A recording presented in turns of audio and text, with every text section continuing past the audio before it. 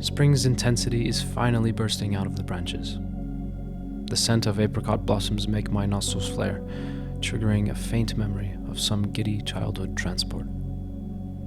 I stand still, eyes closed, sipping the sweet air with my nose. But just then another, darker smell floods in and jumps my undefended neurons, making me wince. I recently began a new compost pile behind a New York juniper. Orange rinds, leftovers kept too long in the back of the fridge, lettuce leaves turned brown and oozing, scrapes of this and that all merge into a pungent, slightly acrid rumor that drifts with the breeze. I head uphill, and that whispering stench fades into the spice of green needles. A mosquito glides by and then circles erratically back, following a ribbon of scent to where it alights on my sleeve.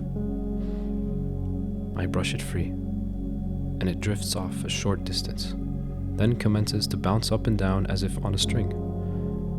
After a few vertical circuits, it swerves back down and settles on the same forearm, just beyond my rolled-up sleeve.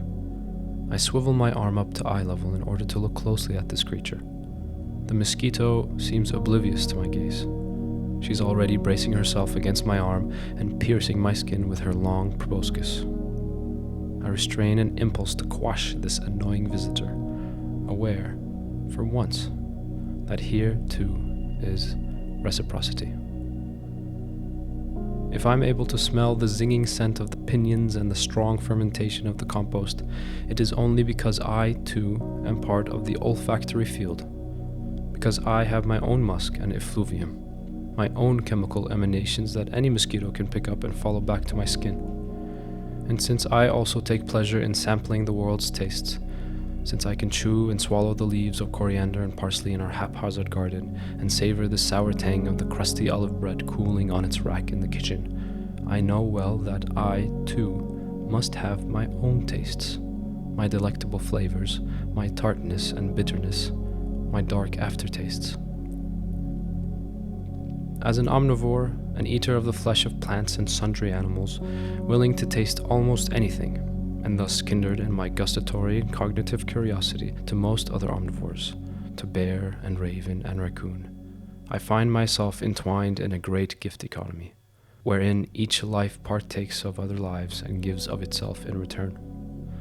No matter how earnestly we humans strive to exempt ourselves from this economy, whether by dissociating from our animal bodies, or trying to eradicate every disease to which we're susceptible, or sealing our remains within lead-lined caskets, we cannot escape our participation in the cycles of exchange. If we ingest the land's nourishment not only through our eyes and ears, but also through our hungry mouths, chomping leaves, seeds, and mussels with our teeth, moistening them with our saliva, and swallowing them down into our depths, incorporating the world's flesh into our own, it can only be so because we, too, are edible, because we, too, are food. I watch the mosquito's abdomen fill up with my blood. Countless times I have annihilated mosquitoes with a slap against my arm, or else brushed them angrily away. Yet today I just watch, humbled, ashamed to be offering only this tiny sip of my blood in return for the abundant sustenance I draw from the biosphere, yet still glad to confirm my membership in the big web of interdependence as both eater and eaten.